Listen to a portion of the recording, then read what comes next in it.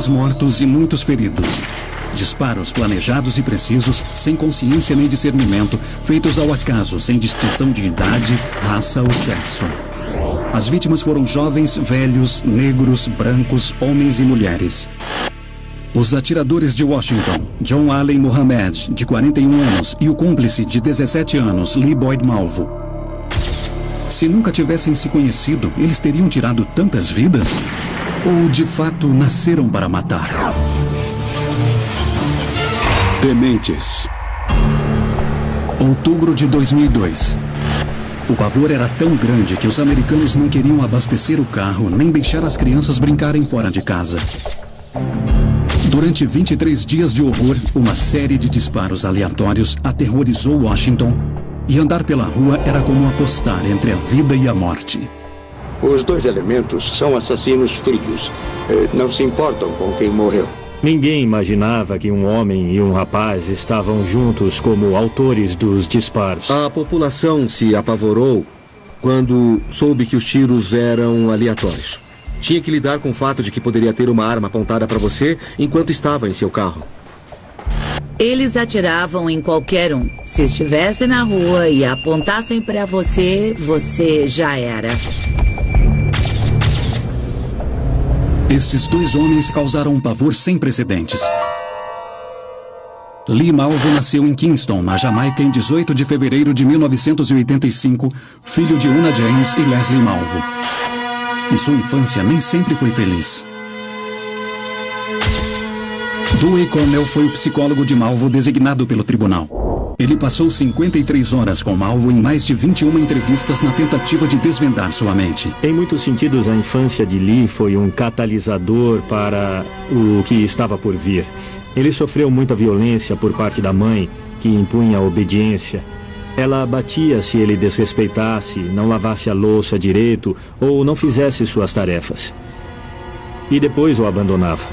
Ela o deixou várias vezes para trabalhar em locais diferentes. Aí voltava, o levava para outro lugar e quando o trabalho não dava certo ou ela não pagava as contas, ela sumia de novo. E toda vez que isso acontecia, causava sofrimento, raiva e ressentimento, ao ponto de ele tentar se matar para convencê-la a ficar.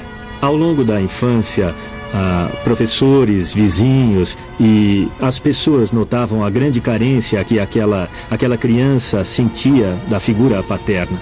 Ele sentia falta do pai. O parceiro no crime de Malvo era 24 anos mais velho. Nascido em Nova Orleans, John Williams mudou seu nome para John Muhammad quando se converteu ao islamismo nos anos 80.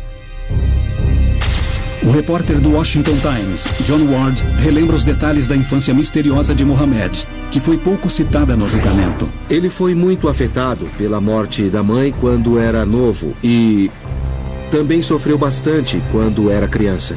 Com os parentes, eu acho que ele passou a vida sentindo que nunca reconheceram seu potencial, que não botavam fé nele e que podia ter sido alguém bem melhor do que ele tinha conseguido se tornar. John se casou com Mildred, sua segunda esposa, em 1988.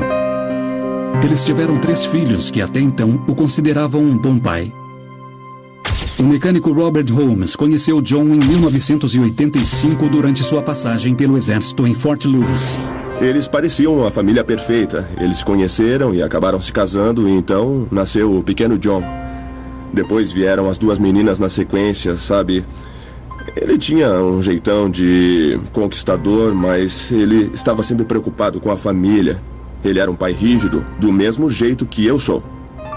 Mas não era um cara violento. Ele era, sim, um homem protetor. Sabe, eu nunca vi o John gritando com os filhos. E quando acontecia alguma coisa que ele não tinha gostado, ele ia lá e conversava com eles. Sabe, ele não falava, vem cá, ele não gritava com eles. Eu nunca vi ele fazendo coisas assim.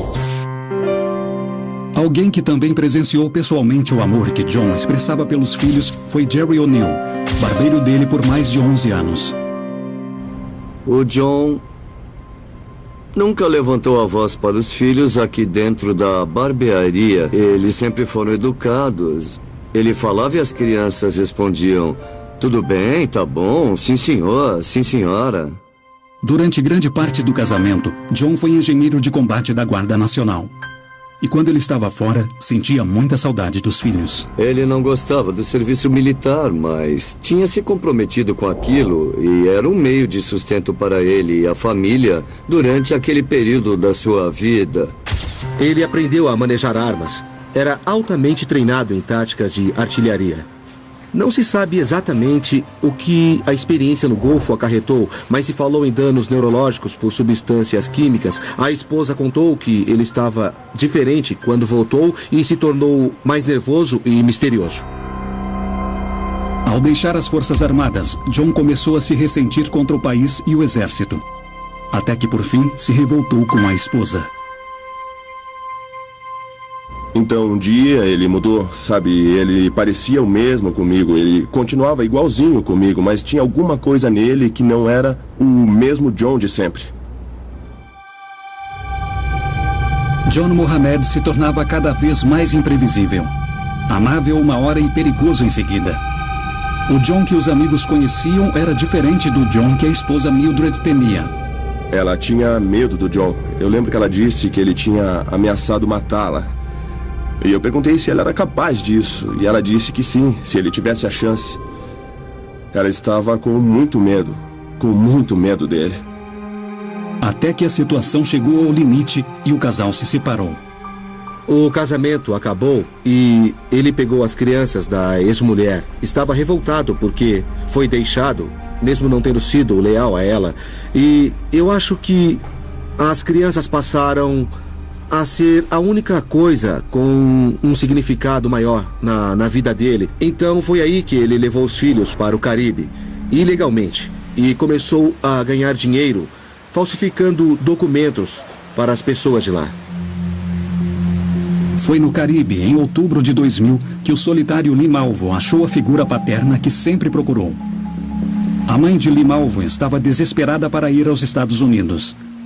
E estava disposta a tudo até sacrificar seu único filho. Por $3.000, John conseguia todo tipo de visto e permissões necessárias. Quando John Mohamed chegou, ele tinha tudo para ser o pai perfeito. Porque John Mohamed era um homem que ele via cuidar sozinho dos 3 filhos, como pai solteiro, e parecia ser muito dedicado aos filhos e preocupado com eles. E John Mohamed tratou Lee com muito respeito e honestidade que ele nunca tinha sentido de ninguém. A influência marcante de John mudaria a vida de Malvo para sempre. O perigo estava em ele ser o tipo de pessoa que não se espera ser perigoso. E ele lubridiava você até se desarmar para então aí sim conseguir dar o bote. E ele não era burro, ele era inteligente. E é aí que estava o perigo. Ele sabia manipular uma pessoa vulnerável, como o Lee. Enquanto John estava no Caribe, Mildred se desesperava nos Estados Unidos para achar os filhos. As autoridades localizaram John e as crianças foram tiradas dele. A audiência da guarda foi marcada para 4 de setembro de 2001. Agora você vai ouvir em primeira mão a gravação do áudio no dia. Good morning, please be seated. Sir, if you'd raise your right hand, ma'am. Do you both solemnly swear or affirm that any testimony you're about to provide will be the truth, the whole truth, and nothing but the truth? Yes, sir. Yes, sir. Sir, what is your name? Sir, my legal name is John Alvin Muhammad. Sir, what is your date of birth? December 31st, 1960.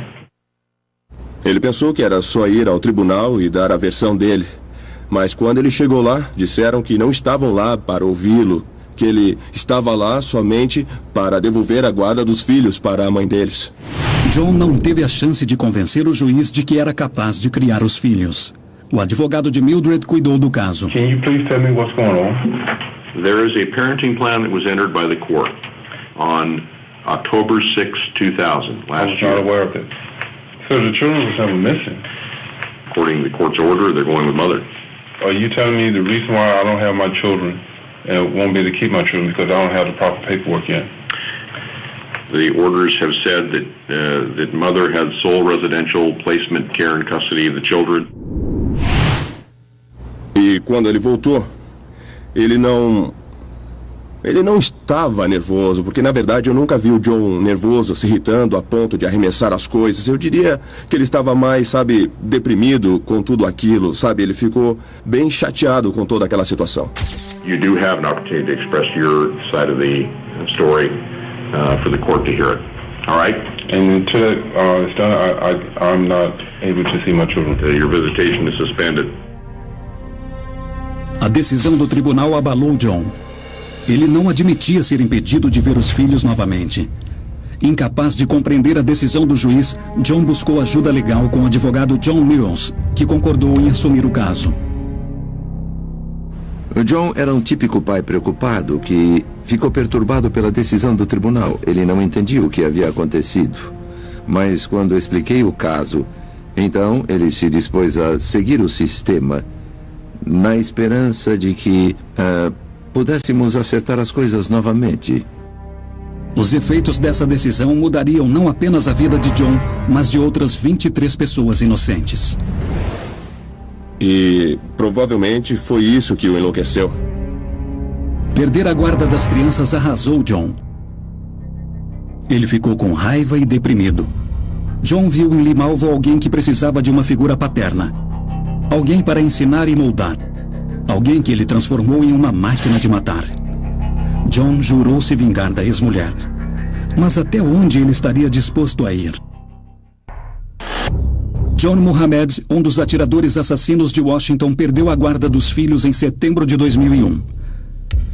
Ele jurou se vingar da ex-mulher e durante 4 meses procurou incansavelmente por ela e os filhos, sem sucesso. Ele chegou um dia e disse: Holmes, eu descobri onde a Mildred está. E eu perguntei onde, e ele disse: está em algum lugar em Washington. Enquanto isso, ele começou a treinar seu protegido Lee Malvo para uma missão cujo resultado apenas John conhecia.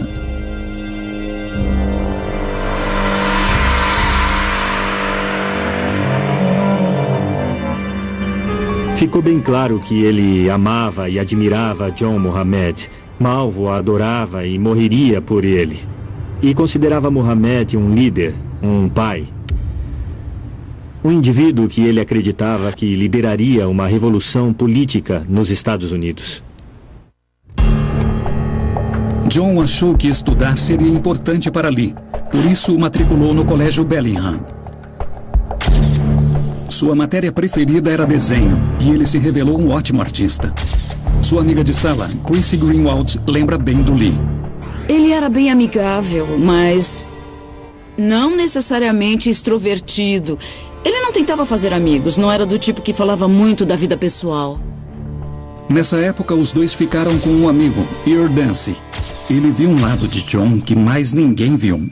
Bem manipulador. Ele ganhava sua confiança, sua amizade, e assim que conseguia, ele se aproveitava disso. Dancy também notou uma mudança no comportamento de Malvo.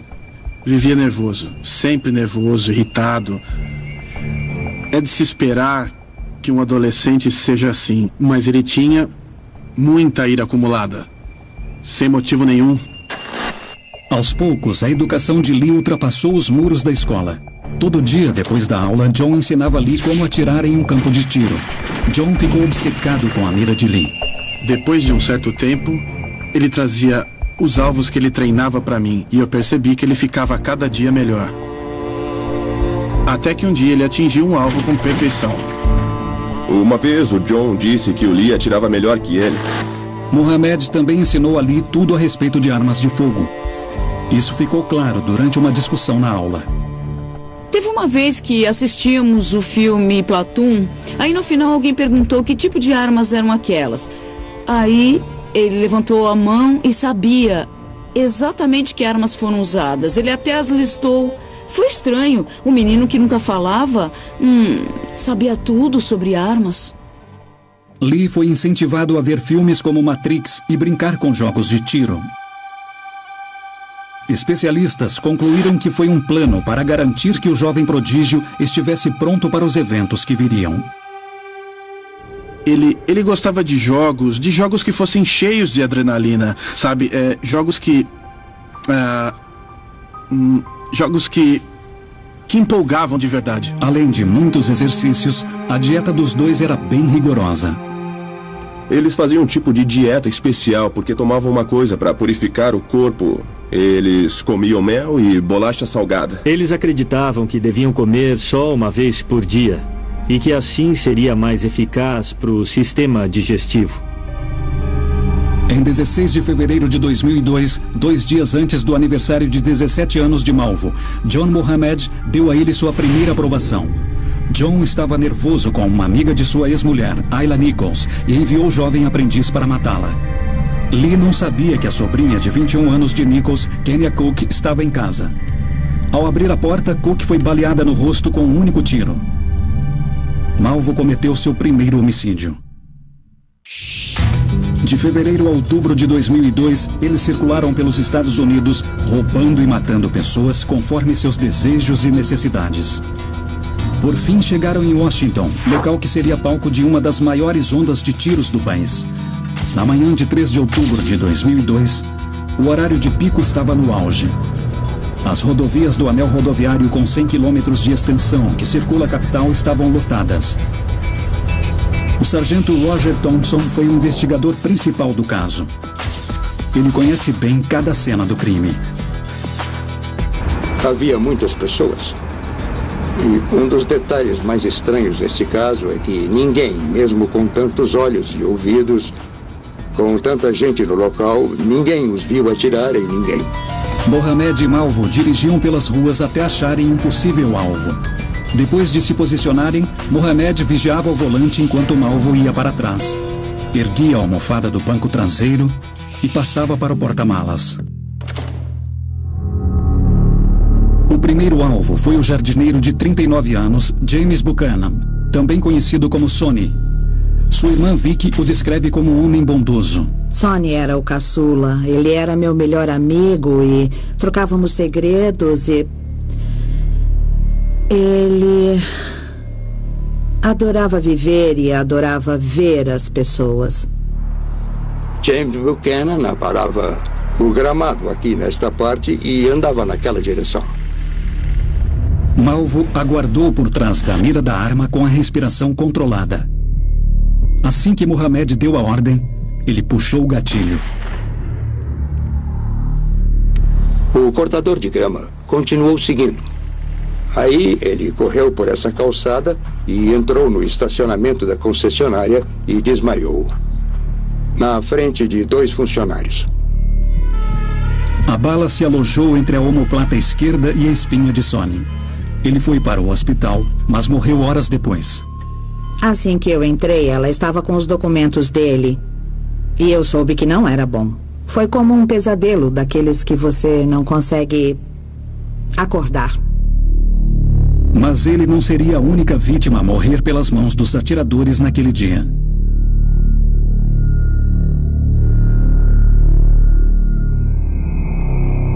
Tem um posto de gasolina ali à esquerda.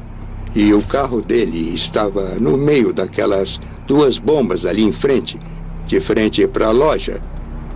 E a entrada da bomba no carro ficava na parte de trás, abaixo da placa. Ele estava ali enchendo o tanque e o tiro veio do outro lado da rua. Pelo espaço entre esses 2 arbustos e 6 pistas movimentadas, o atirador atacou novamente. What is wrong? A man has been killed in front of me. I was shot. I don't know. Um médico no local tentou salvar Prem Kumar Walekar, mas foi em vão. A bala de calibre .223 atravessou o coração e o pulmão, e Prem Kumar morreu no local. 25 minutos depois, Sarah Ramos, empregada doméstica e babá, estava tranquilamente sentada em um banco lendo um livro enquanto aguardava seu chefe buscá-la. O veículo do suspeito estacionou aqui, nesta vaga, com o porta-malas virado para a vítima e a frente do carro para a rua. Dentro do porta-malas, ele abriu o compartimento até aqui e colocou o cano para fora e atirou em Sarah Ramos, que lia um livro. Eles fecharam aqui, deram a volta e fugiram. E ninguém viu nada.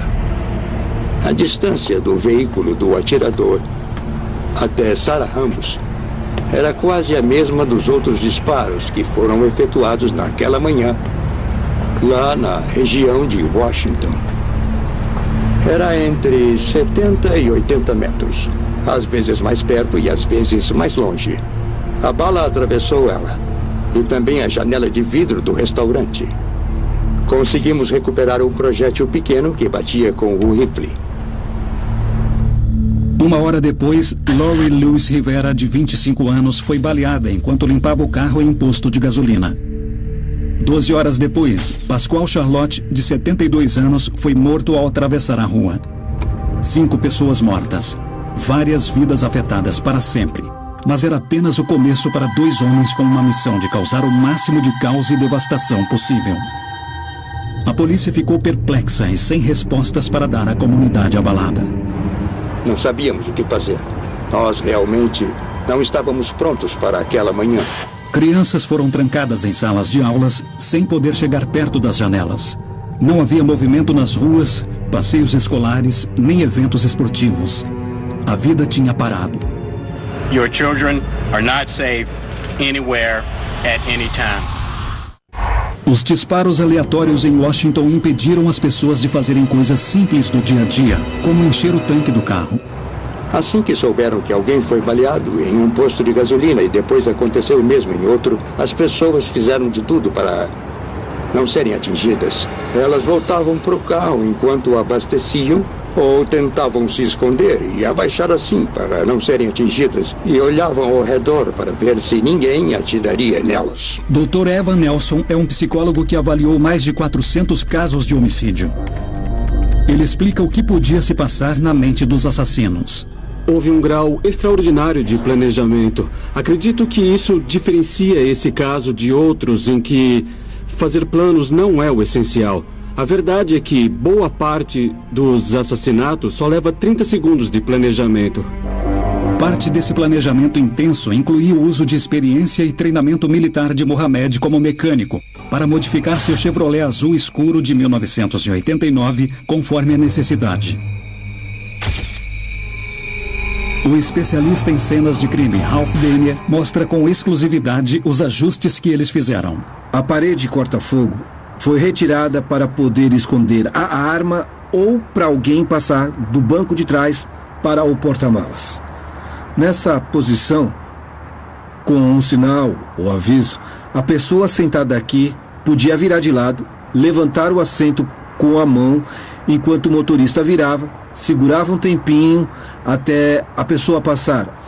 Aí ele voltava a dirigir. A um terço do caminho, ele podia soltar e voltar, deixando a mão aqui sem ninguém reparar, porque ninguém via nada. As janelas eram de vidro escuro. A pessoa então se movia para trás e, com a arma lá, entrava e, ao entrar, já estava em posição de atirar. Nem todos os disparos foram feitos pelo porta-malas. Quando a dupla ficou mais confiante, alguns disparos foram feitos de fora do veículo. O perito em balística Jeff Miller explica um desses momentos. Malvo disse que ele estava aqui nesse estacionamento, no centro comunitário, perto da escadaria. E enquanto Mohamed vigiava para ele, Malvo conseguia ver o estacionamento, depois da rodovia e por baixo da garagem da loja de materiais de construção. O senhor e a senhora Franklin colocavam as compras no porta-malas. E os dois estavam bem debaixo do letreiro da loja de materiais, bem ali, quase na metade da garagem.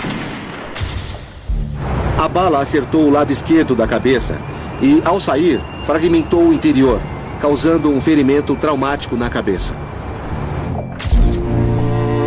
Linda Franklin morreu na hora. Durante os ataques, Mohamed e Malvo deixavam vários recados para a polícia. Eles exigiam $10 milhões para acabarem com a matança. Eles também ficavam atentos aos noticiários. Isso ficou claro na gravação dessa câmera de segurança. Como podemos ver na gravação, eles estavam na entrada do bar e passavam um noticiário sobre o atirador. Ele foi até a TV, que ficava pendurada no bar, esticou o braço e aumentou o volume para ouvir a história. Embora as pessoas interessadas em reconhecimento gostem da imprensa, Não vejo sinais de que esses dois tivessem um prazer maior em matar do que em atirar com precisão. Tanto que bolaram um plano perfeito para não serem pegos. Mas como a polícia finalmente conseguiu rastrear os suspeitos? Eles investigaram cada disparo na área em busca de uma ligação entre os casos. Pouco tempo antes dos atiradores começarem a agir, uma loja de bebidas foi assaltada. 2 funcionários foram baleados. O atirador era Lee Malvo. Suas digitais foram encontradas no local. Malvo tinha antecedentes criminais por ter sido preso como imigrante ilegal. Lee Malvo morava nesse abrigo com John Allen Muhammad. Foi assim que a polícia conseguiu estabelecer a conexão entre os assassinos. Enquanto isso, o ex-companheiro de exército de Muhammad, Robert Holmes, acompanhava os disparos dos atiradores com certo interesse. Alguém disse alguma coisa sobre ter 2 caras trabalhando em equipe, um localizando e o outro atirando. Aí eu soube que o Lee estava com ele. Pegar o telefone e ligar para o FBI foi uma das decisões mais difíceis de sua vida. Eles me chamaram e começaram a fazer perguntas, sabe? E perguntaram por que eu achava que era o John, por que ele agiria na costa leste. Aí eu contei que sabia que a esposa dele estava em algum lugar em Washington. Então, eles partiram daí. A polícia podia ter descoberto a identidade dos suspeitos, mas não impediram a matança. Na manhã do dia 22 de outubro de 2002, um motorista de ônibus gentil, que ajudou passageiros aterrorizados naquelas 3 semanas de terror, estava na porta da frente de seu ônibus. Seu nome era Conrad Johnson, de 35 anos. Ele tinha mulher e 2 filhos pequenos. Conrad era uma pessoa bem gentil. Chamavam ele de gigante gentil, porque ele era enorme, mas era bonzinho. Falava baixo, um amor de pessoa, um pai de família adorável. Conrad Johnson estava aqui e pronto para começar sua rotina. Ele sempre estacionava aqui e limpava o ônibus. Ainda era de madrugada. As luzes dentro do ônibus estavam acesas e do lado de fora estava escuro. Às 5h55 da manhã, um disparo ecoou do outro lado do bosque. Conrad cambaleou e caiu no corredor. Aspen Hill. Aspen Hill and what? Right here by the post office. Please, he's been shot about 2 minutes. He's been laying here, sir. Please hurry up. I'm scared. Please send some help. I'm on the bus. A bala destruiu o fígado. Ele foi enviado ao hospital para uma cirurgia de emergência. Foi uma manhã triste, quando recebi a notícia de que Conrad foi baleado.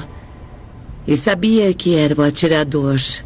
Uns 40 minutos depois, os médicos vieram e avisaram que ele estava morto. É um dia que eu não quero mais reviver. Foi o dia mais infeliz da minha vida. Fomos ao necrotério.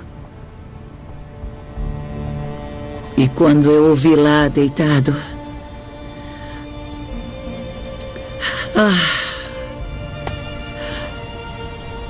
foi muito, muito difícil. Muito difícil. Esse foi o último assassinato. A parceria mortal resultou em 23 disparos e 15 mortes, 10 na área metropolitana. Para a polícia, as peças do quebra-cabeça estavam se juntando. Após a 10ª vida tirada pelos atiradores em Washington, um mandado de prisão foi emitido contra John Allen Muhammad e Lee Malvo. Uma coletiva de imprensa divulgou a placa do veículo procurado. E aí um caminhoneiro de Myersville, Maryland, a uns 80 quilômetros daqui, ouviu o noticiário, anotou a placa e viu o carro. E uns 15 ou 20 minutos depois que a notícia foi dada, nós conseguimos localizar o carro e partimos para a ação. 3h30 da manhã, em 24 de outubro de 2002. Mohamed e Malvo foram presos enquanto dormiam no carro em uma área de descanso na rodovia interestadual. É estranho, é como viver num túnel. Você passa pelos dias e imagina o que virá a seguir. E acho que o maior alívio, sabe, para todos nós foi quando eles foram presos.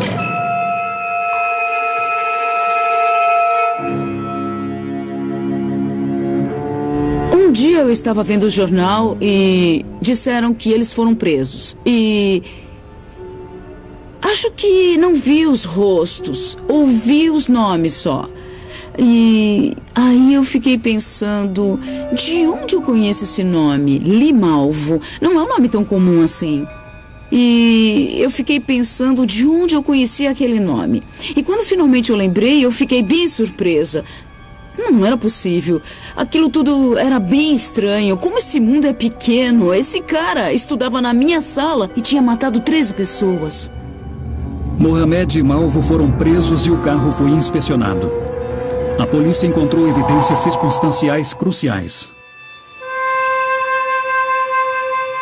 Algumas evidências encontradas no veículo na hora da prisão foram, por exemplo, esse laptop da Sony. Estava no banco da frente. Eles tinham várias coisas que funcionavam no computador. Tinha um carregador solar.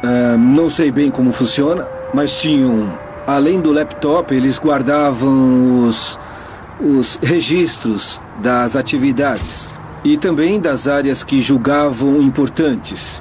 Áreas que eles determinaram como sendo possíveis pontos onde poderiam causar grande confusão. Também foram encontrados mapas que marcavam os lugares onde as pessoas foram alvejadas e também onde seriam os próximos ataques. Havia muitas bolsas com roupas e itens pessoais. Tinha muitas vitaminas e eles tomavam muita água. A arma usada foi uma Bushmaster 223 com mira de precisão localizada no banco de trás do veículo. A arma assassina era um rifle Bushmaster poderoso, a versão civil do rifle militar que Mohamed conhecia muito bem. Para a polícia, essa foi uma grande descoberta.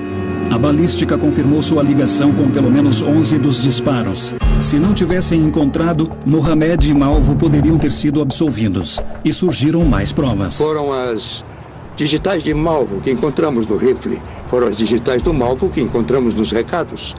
Colhemos as digitais de Mohamed e outras evidências. Os motivos psicológicos para este nível de preparação é explicado pelo psicólogo Evan Nelson. Tudo isso revela um planejamento extraordinário. Eles foram bem cautelosos para efetuar os disparos de um jeito que pudessem fugir rapidamente. Até voltavam para averiguar o local enquanto a polícia investigava. É um nível de cálculo incrível e sabiam da gravidade do que faziam para evitar serem pegos. Até flertaram com a chance de serem pegos, pois era com essa sensação de supremacia que conseguiam fugir. John Mohamed foi examinado por psiquiatras escolhidos pelo tribunal, mas as descobertas não puderam ser usadas no julgamento. Assim, os motivos desses crimes hediondos nunca serão totalmente esclarecidos. Ao exigirem um valor de $10 milhões do governo americano, acredita-se que um dos motivos fosse dinheiro. Esses dois sujeitos eram assassinos muito frios. Não se importavam com quem matavam, matavam indiscriminadamente. Queriam o dinheiro, queriam medo. Mas será que era somente isso? Eu acredito que a Mildred era o alvo da missão. Porque se fosse só para aterrorizar pessoas ou matá-las, podia ser em qualquer lugar. Se você mata 10 pessoas e o alvo está no meio, sabe, é menos provável. Há uma chance de ser pego, mas é menos provável. Não há provas que apoiem essa teoria. Mas a perda da guarda dos filhos teria sido o gatilho para essa série de eventos? Não que ele fosse um cara mau ou tivesse feito coisas ruins a vida toda, sabe? Como eu disse, ele chegou a um ponto na vida dele que não sabia mais como reagir, então ele enlouqueceu, passou dos limites e o resultado foi esse. Apesar dessa visão sobre a motivação de Mohamed, ainda não ficou claro por que ele quis convencer um menino de 17 anos a participar dessa missão. Eu analisei quase 200 condenados à pena de morte e quase 400 condenados por crimes. O Sr. Malvo se encontra em um nível único, porque ele é inteligente, porque sabe se comunicar. Pelo fato de ter matado tanta gente de um jeito tão proposital, isso é diferente da maioria dos assassinatos que são impulsivos, que fazem isso por alcoolismo, por drogas ou por desejos sexuais ou ganância. Alguém que quer algo naquele instante comete um assassinato e se arrepende depois. Nenhuma pessoa se torna um assassino em série ou um criminoso por um único motivo. Sei que há muita discussão sobre natureza contra criação, mas mesmo que se faça o debate natureza contra criação, essa é a pergunta errada. É sempre a natureza e a criação.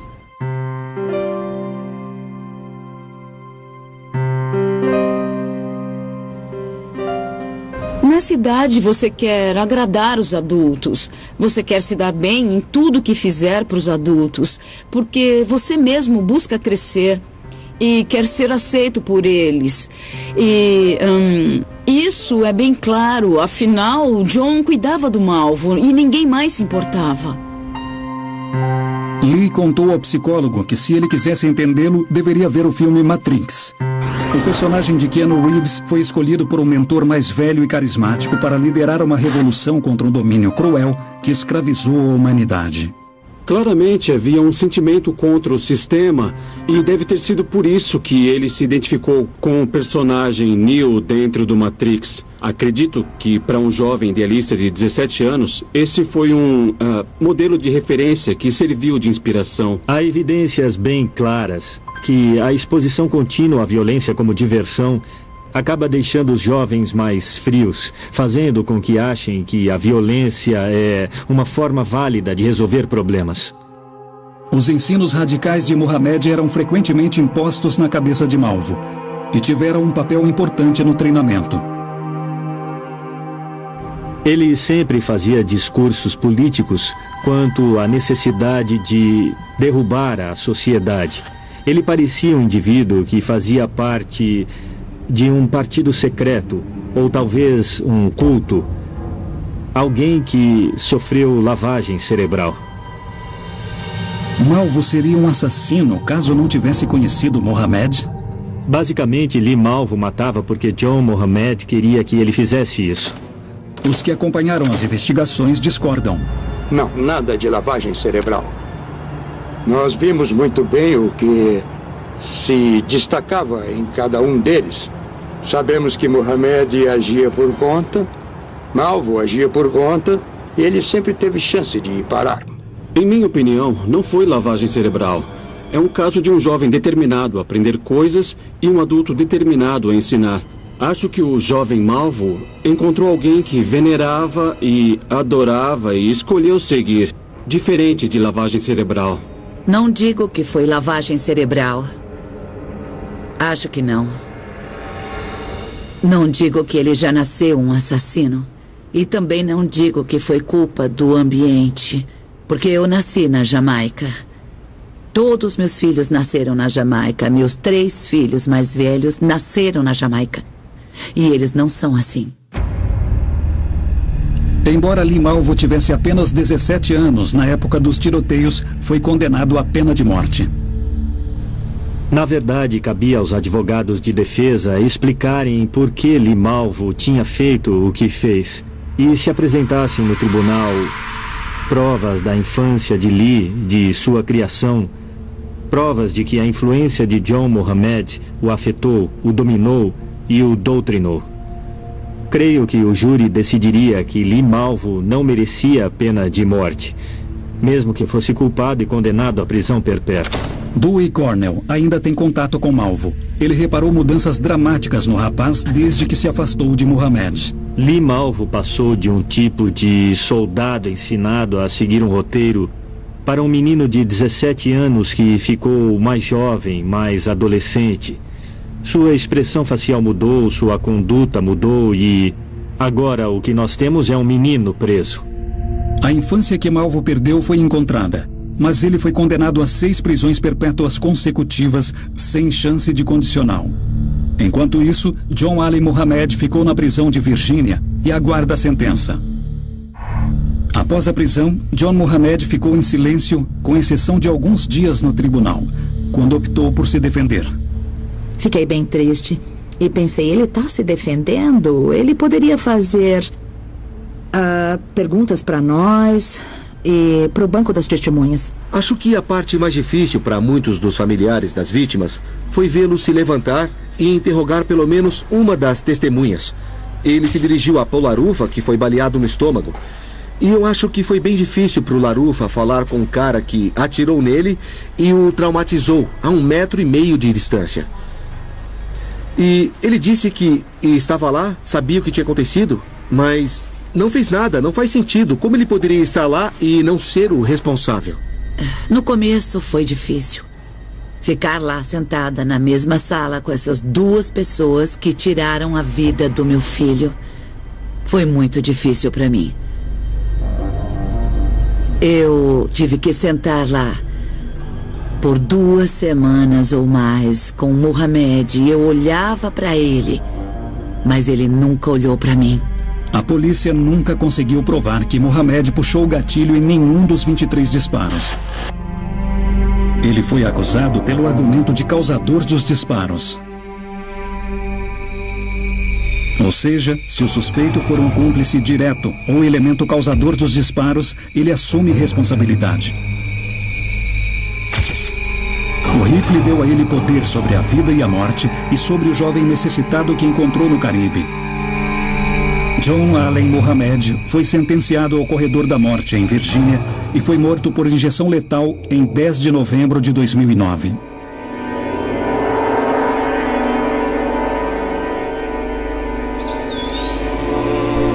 As famílias dos falecidos criaram um lugar onde as vítimas podem ser lembradas. Eles fizeram um lugar tão bonito, apesar do terror do evento. E dá para se sentir bem no lugar. Dá para passar por ali e sentir um pouco de paz. Acho que a verdadeira justiça, com toda certeza, foi feita aos familiares. Quero celebrar quem ele era e o que fez. É comum escrever na lápide o dia em que nasceu, uma linha e o dia em que morreu. Mas o que importa é como viveu essa linha. Para Sonia Willis, a ideia de perdoar os assassinos de seu filho ainda é difícil de aceitar.